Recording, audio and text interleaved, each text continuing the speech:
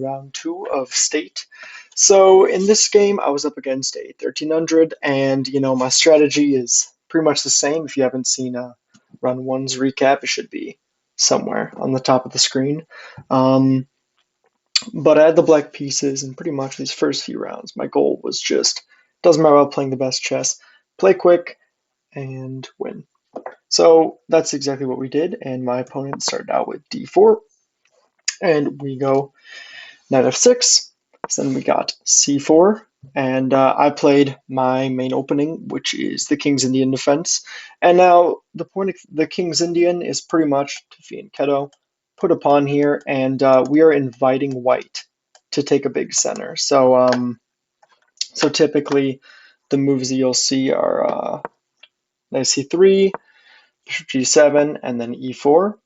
And then this move just controls these squares, and then we get a complex battle. But usually a big sign that my opponent does not really know what he's doing is he went bishop f4. And now immediately, this isn't bad.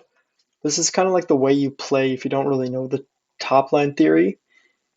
So I wasn't really familiar with this line because I don't really ever see it. So I wasn't sure how to punish it. So I just figured, okay, now stick to the guns. So castles. And now he goes e3. Now, especially after, I gave him one final chance to play e4, where then we'd get, like some sort of regular King's Indian. He's again playing this super odd. So I'm like, okay, we're just going to go for the usual scheme, develop a pawn like this. And he develops his bishop, and I go c5. Pretty much I'm striking at the center, and I would like to provoke some kind of a weakness. Ideally, I want him to play d5, because then I have this move queen a5. And pretty much what happens is that once my knight moves, this bishop is going to have a massive scope. So let's say white just develops. We can immediately go b5. And now suddenly you see the problem, which is that if you take, you drop your central pawn because this knight's pinned. And then after castling, I can take, I can push. I think both are good, but I can just get a pretty quick punish with this move.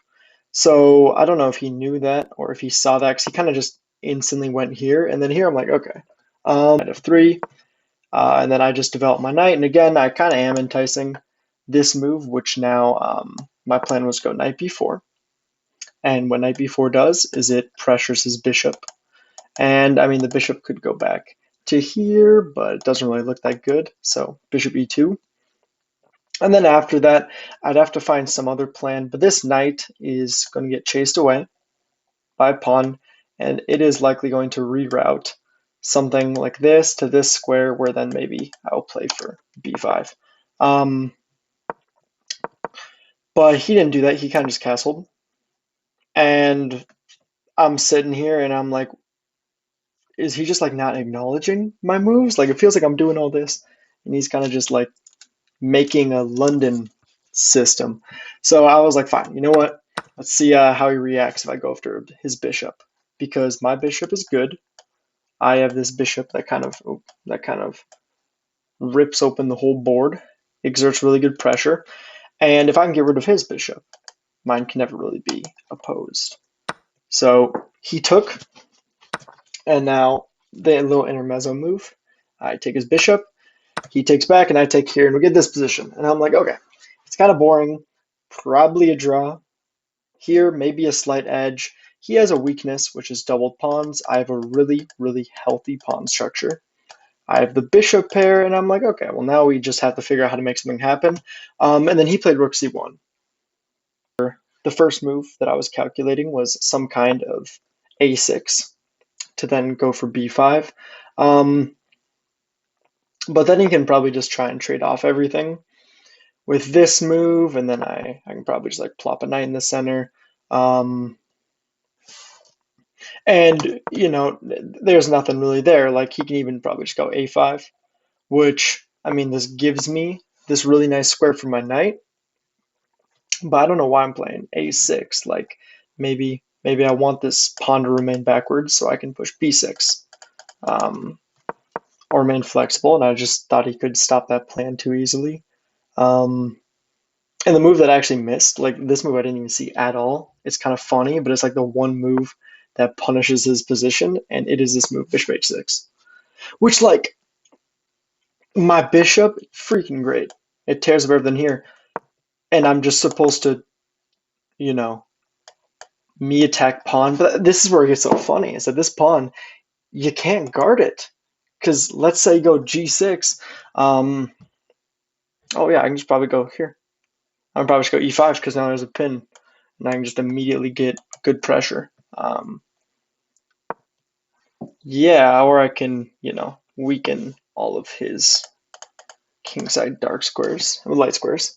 I didn't see that, and so I figured, okay, what I want to do is I want to attack this pawn, and I'd love to go bishop e6. But the problem of me going bishop e6 right away is that it runs into knight g5. And, that's it's kind of unfortunate. Now my bishop probably just has to retreat, and what have I gained? Not really much. So then I was like, okay, this could be a useful move. I'm just gonna go h6. I want to prevent any movement, and now I can go bishop e6 and put pressure here. And the computer says he can draw with this move that I was talking about earlier, which is bishop e4. But this is also like another move that maybe in hindsight could be easier to see. But in the moment, these moves like moving the bishop off its course, moving the bishop up one to trade queens, like that's just hard to spot, especially for a 1300, and what was I in 1870 at the time, kind of just blitzing everything. So so he went rook e1, and now I go bishop e6, going with the plan. I don't think it's very accurate, especially because here I just missed this tactic, which is kind of annoying. So you probably get like this. If you're wondering, I can't take because he gets my bishop and a pawn. So I just blundered a pawn to a tactic here. But I mean, let me actually check what the computer says here. It says it's still a draw. Like my pieces are great. And I'm sure that the tactics also slightly work out in my favor. So after rook e1, bishop e6, he went b3, and finally I got the plan. I was like, okay, he reacted, and now all of his dark squares are just super weak for my bishop, which, remember, from all the way ago, he no longer has a dark squared bishop that can contest mine. So seeing all the immediate pressure, I went queen a5, and I wanted there to be initiative. I was like, okay, we're making an immediate threat on the knight. It can jump here, I guess, but there isn't really anything because I just like win the pawn. He has a whole variety of moves where you can go knight e5, but he again reacts where instead of instead of thinking actively, he thinks passive defense, which is b3, queen d2, and now we pretty much just win. Everything flows very nicely, but more or less how the lesson from this is how we punish their error is that every move of ours has initiative, makes a threat. So think of our last moves. Bishop here threatens take this, he reacts. Queen here threatens take this, he reacts. Now I pin the bishop. Now is he going to react to this pinned bishop? I mean, I think he has to. So he jumps, and now suddenly the errors begin. And here it's just pretty easy. We takes, and now bishop e5. Piling up more pressure on this. The knight can never really move because the queen's hanging. The bishop can't move because the queen's hanging. And the queen can't move because I'm threatening the bishop. So he goes rook e3. And here I get a bit fancy. Admittedly, it was probably just best to trade off everything in something like takes, and then take this pawn and go for this endgame. But I was like, you know what, man, we're gonna get fancy. Sacrifice the bishop.